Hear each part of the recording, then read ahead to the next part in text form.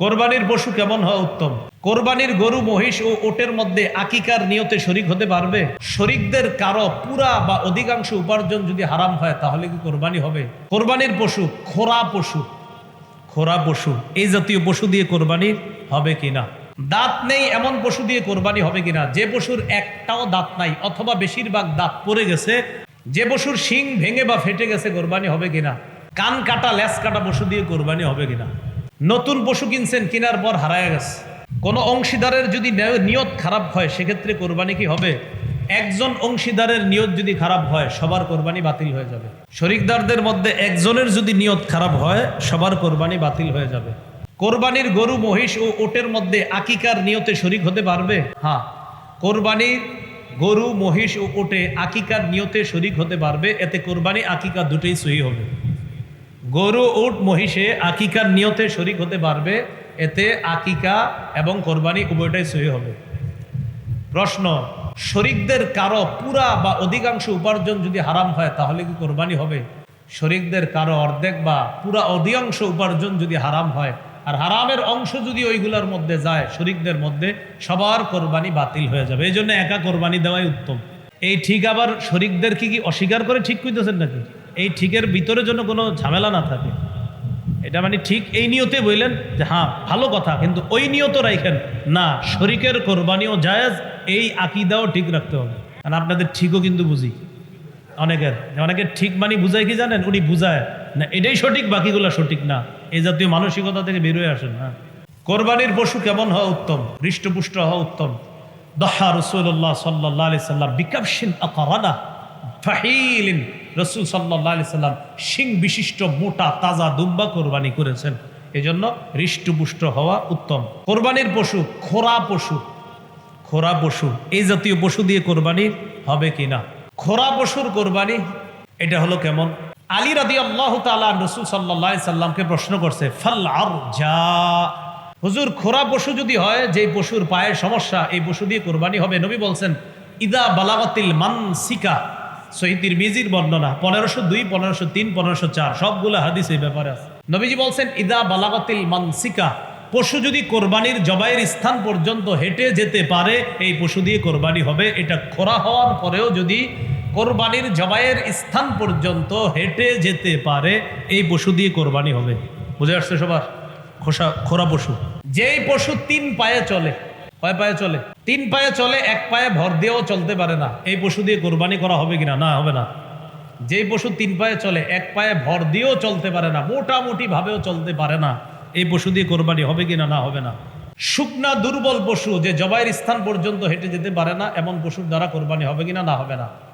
হাদিসে আছে, ওয়ালা বিল মারিয়াতি বাইয়িনুন মারাদুহা ওয়ালা বিল আজফা আল্লাতী লা ইউদাহহা বিল আরজা বাইয়িনুন যালউহা ওয়ালা বিল আওরা বাইয়িনুন আওরুহা। খোরা, চোখে সমস্যা, কানে সমস্যা, লেজে সমস্যা, এই জাতীয় পশু যদি অধিকাংশ বেশি সমস্যা হয় এগুলো দিয়ে কোরবানি হবে না।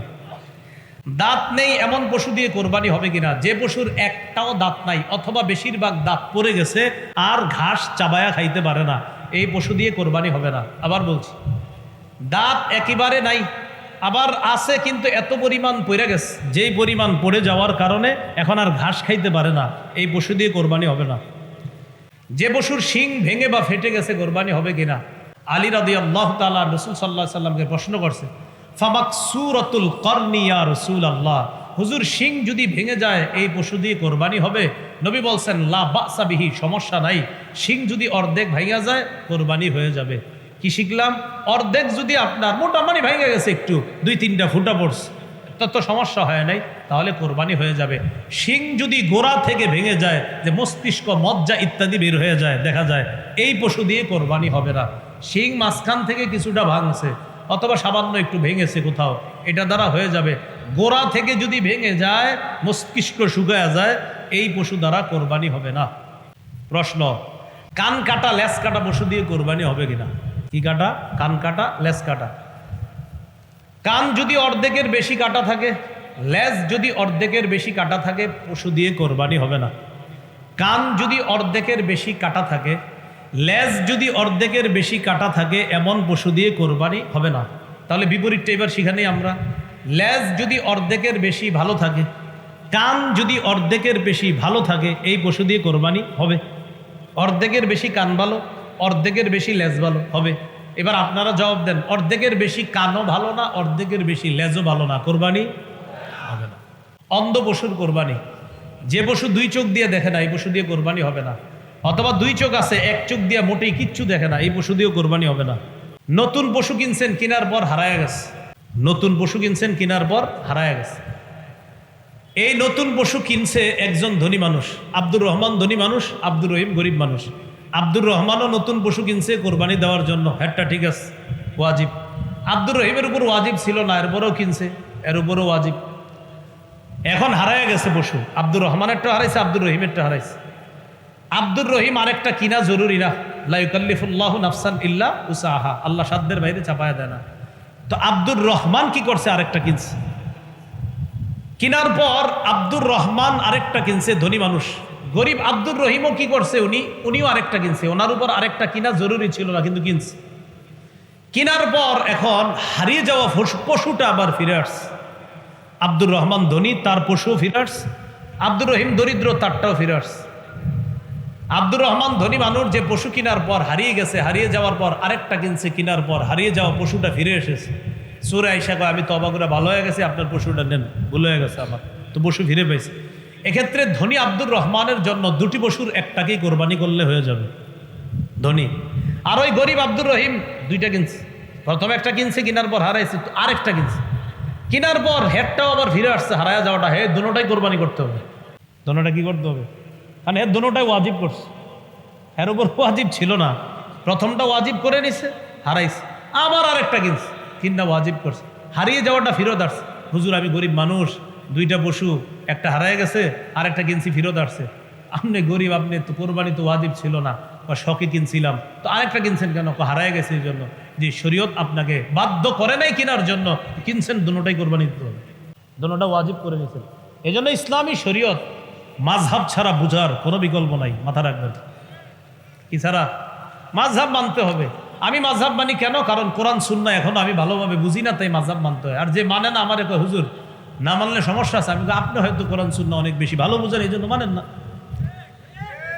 আমারে যদি কেউ বলে আপনি কেন মানেন, আমি কোরআন সুন্নাহ এখনো ভালোভাবে পুরোপুরি বুঝি না। অনেকে কয় মূর্খ, এই জন্য মাযহাব মানে। আসলেই ঠিক কইছেন, মূর্খ বলেই তো মাযহাব মানি। যদি সব জানতাম তত দরকার ছিল না মানা। আর যিনি বলে মাশাআল্লাহ উনি তো সব জানে দেখেই উনি মানে না, এটাই আমরা ভালো ধারণা রাখি। যিনি কে জানেন?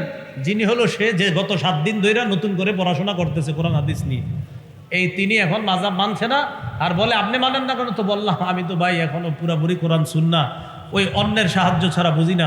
অন্যের সাহায্য মানি অন্যের মতামত, অন্যের মতামত মানি। কয় অন্যের মতামতের আরবি কি হুজুর? কয় অন্যের মতামতের আরবি হলো মাযহাব। আচ্ছা তাই নাকি? কয় হ্যাঁ।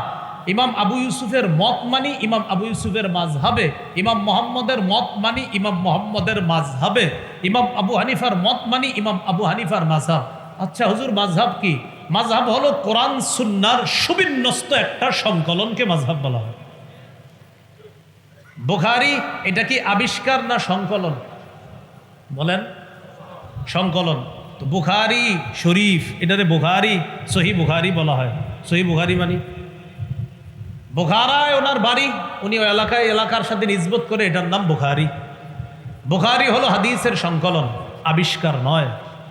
মুসলিম হাদিসের চলে আসা সংকলন, আবিষ্কার নয়। তিরমিজি হাদিসের চলে আসা সংকলন, আবিষ্কার নয়। নাসাই, ইবনে মাজাহ, আবু দাউদ হাদিসের চলে আসা সংকলন, আবিষ্কার নয়। ফিকহে হানাফি কোরআন সুন্নাহর চলে আসা সুবিন্যস্ত সংকলন, আবিষ্কার নয়। ফিকহে মালিকি কোরআন সুন্নাহর চলে আসা সংকলন, আবিষ্কার নয়। ফিকহে হাম্বলি কোরআন সুন্নাহর চলে আসা সুবিন্যস্ত সংকলন, এটা আবিষ্কার নয়। ফিকহে শাফিঈ কোরআন সুন্নাহর চলে আসা সংকলন, আবিষ্কার নয়। যেমনিভাবে বুখারী এটা সংকলন, এটা আবিষ্কার নয়, তাই বুখারী বেদাত নয়। মুসলিম এটা সংকলন, এটা আবিষ্কার নয়, তাই এটা বেদাত না। নাসাই, আবু দাউদ, ইবনে মাজাহ, তিরমিজি এগুলা সংকলন, আবিষ্কার নয়, তাই এটা বেদাত নয়। তেমনি ভাবে কোরআন সুন্নাহর সুবিন্যস্ত সংকলন চার মাযহাব এটা আবিষ্কার নয়, তা এটা বেদাত নয়। যারা বলবে ফিকহে হানাফি বেদাত, বুখারীকেও বেদাত বলতে হবে। যারা বলবে ফিকহে মালিকি বেদাত, বুখারীকে বেদাত বলতে হবে।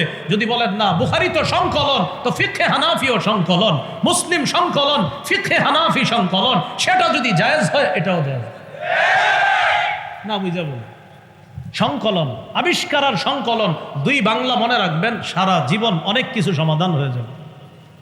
এই জায়গায় আমরা ভুল করি। সংকলন, সংকলন আর আবিষ্কার। বুখারী এটা সংকলন, এটা আবিষ্কার নয়। ফিকহে হানাফি এটা সংকলন, আবিষ্কার নয়।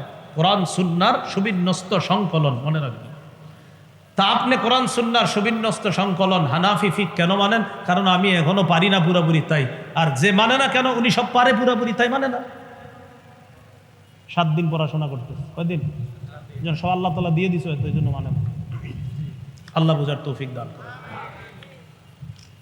তো বলছিলাম হারিয়ে যাওয়া পশু মাযহাব যদি না মানেন, এই মাসালা আপনার মাথায় ঢুকবো কেমনে?